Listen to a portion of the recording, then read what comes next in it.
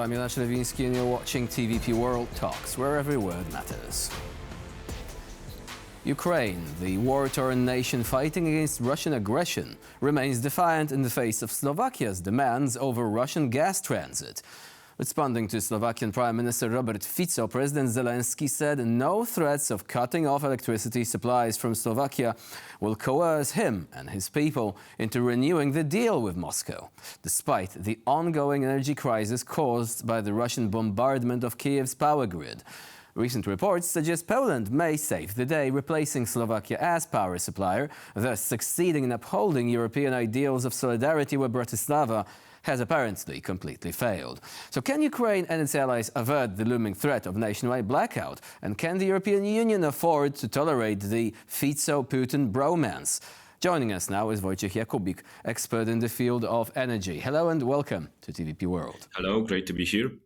So what do you make of Fico's threats? He's essentially saying, if Ukraine does not allow Russian gas to be transferred to us, we're going to cut electricity supply to a nation which is at war and whose energy grid is already in a massive strain due to Russian attacks.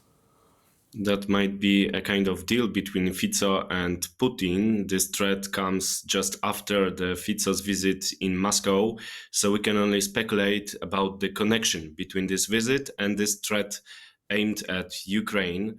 Slovakia is a civilized member of European Union of ENTSO-E, the Association of Electricity Network Operators. So it's not that easy to block an electricity supply, a gas supply from Slovakia to anywhere, because we are under civilized rules of common market in European Union. Ukraine is also under this rule because it is a member of energy community and external arm of common energy and climate policy inside the European Union. So Fico might say a lot, but when it comes to technical details, it will be really hard to pursue such way. I think it is another example of misinformation, of creating panic on the market to make a pressure on Ukraine. Is Ukraine under any obligation whatsoever to continue transferring Russian gas through its territory, especially if it is at war with Russia? Is there any sort of existing legal precedent whereby a country at war with another one was still under an obligation, going beyond, simple contractual obligations, because that's one thing, but I'm talking about international law, to continue the transit of energy or other resources from the aggressor country? There needs to be some deal between the operators, and there is no deal after New Year's Eve because the transit contract negotiated and pursued by Ukraine in spite of the war is lasting until the end of this year. So there is no legal ground for further cooperation between Russia and Ukraine. There could be some new auctions of capacity, which is open to anyone that is interested, but there needs to be some inter-operator agreement, and we don't have such. It doesn't mean that we won't have any, but it is a way for Ukraine to find some way to increase pressure on Kremlin. If it was only dependent on Kremlin decision, we would have a further gas supplies through Ukraine, but it was Kremlin that was not prolonging this transit deal. And when the war started, Ukrainians were not interested anymore. So that is the case. There is no legal ground to continue this gas transit. If Moscow is willing to continue gas transit through Ukraine, it needs to propose some deal, and it is not proposing.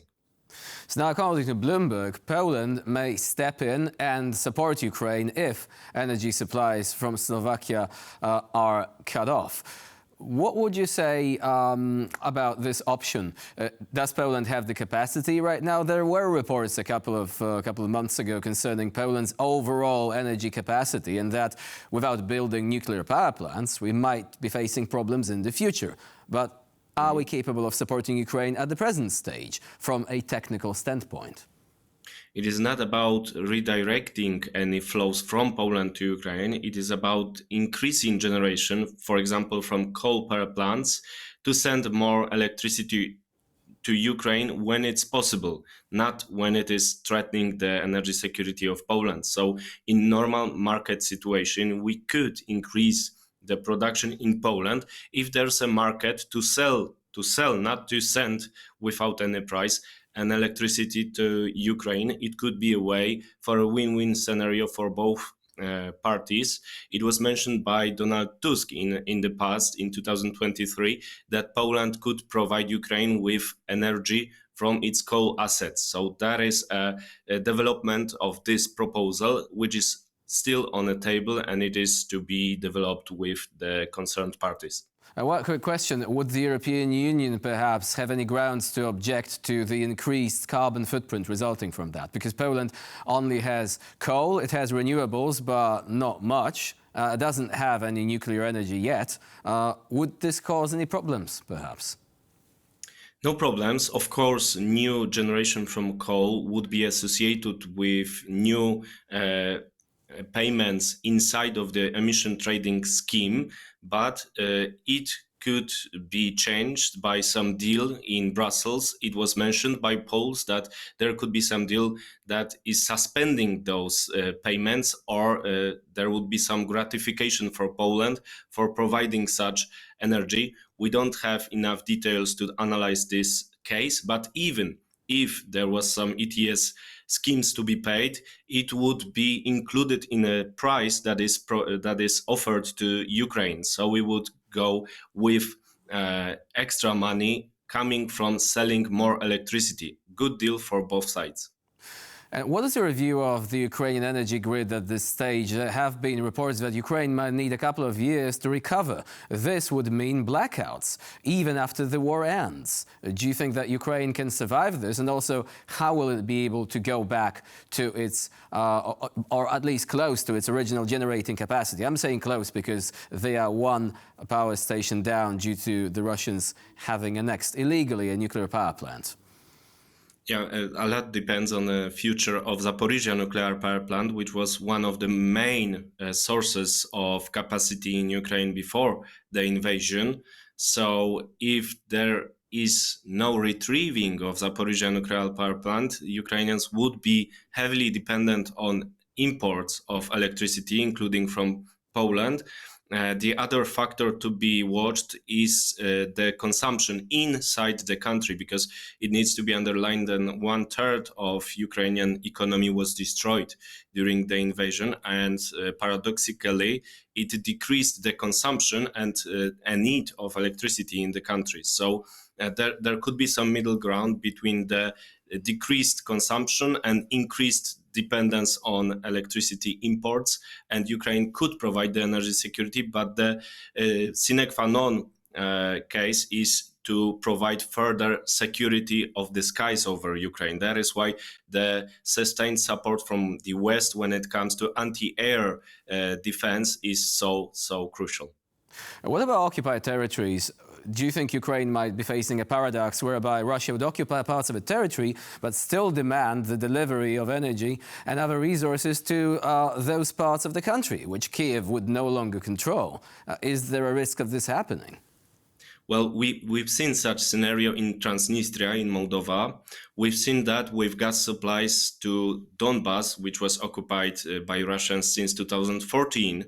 So there could be scenario like this, but Kyiv is strongly against such interdependence. That would be another way for Kremlin to mess into internal affairs in Ukraine. And it needs to be underlined that after the war is frozen, we could have elections in Ukraine. And this energy poverty, energy shortage could be an important factor. And there is a threat that someone who is pro-Russian could win the elections, maybe not now, but in 4 years. But does Ukraine legally have every right to cut off supplies to territories which it no longer controls? Or would Russia be able to invoke some provisions of international law, for example, humanitarian law, and claiming, they are cutting off the supply of electricity, people are going to suffer? Naturally ignoring the fact, but before this, Russia has brought this suffering to these territories by invading them and conducting war crimes there.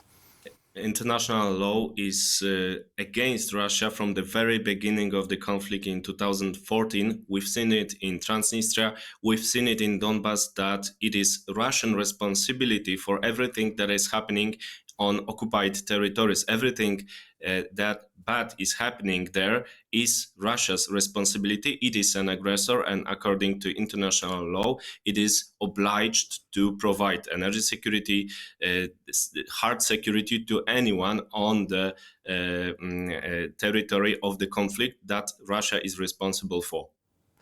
And you've mentioned that Ukraine would be, for some time at least, dependent on the deliveries of energy supplies from other countries, including Poland. Do you think that this perhaps should be factored in when it comes to Poland's plans for nuclear power stations? We know that they were delayed by a couple of years, but they are still ongoing. Would this perhaps be an argument to either perhaps increase the pace of our preparations or to increase the target energy generation capacity in the existing plans? So in long term, it should be expected that Ukraine, as any country, is rebuilding its capacity, because any country needs a firm capacity to provide energy security on a daily basis.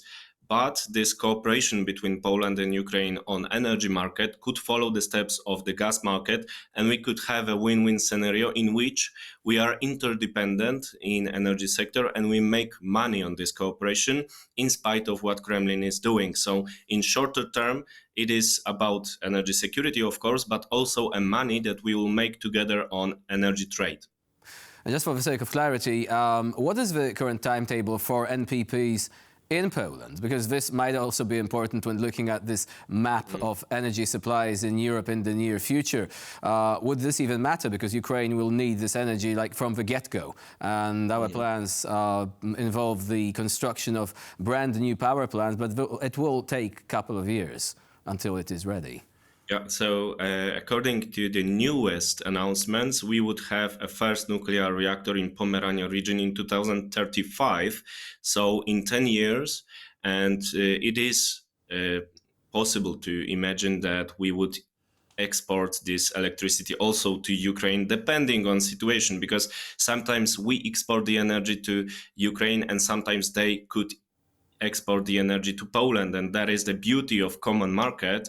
So the more reactors we have in Central and Eastern Europe, the better. But Poland energy security is greater. The prospects of new reactors in Poland are brighter. Ukraine has a huge economic downturn, even in spite of the war. So they would be more dependent on us than we would be on them. But this interdependence is a win-win scenario for both countries. Wojciech Jakóbik was our guest today here on TVP World. Thank you very much for joining us and for sharing your expertise. And I'm Jonasz Rewiński. You're watching TVP World. Please stay with us for more latest news and updates.